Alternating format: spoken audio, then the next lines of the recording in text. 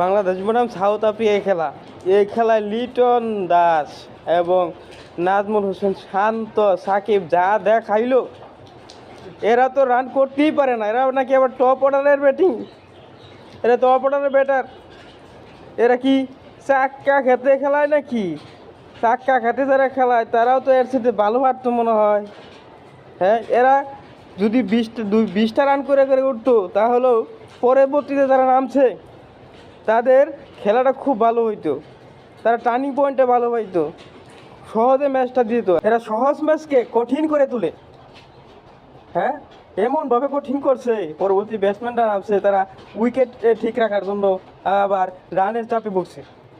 আমি এই ম্যাচ হারার জন্য দায়ী করি লিটন দাস, নাজমুল হোসেন শান্ত এবং সাকিবকে। এরা যদি ভালো কিছু রান দিয়ে দিত, কিছু রান করতো, তাহলে এই ম্যাচটা জেতা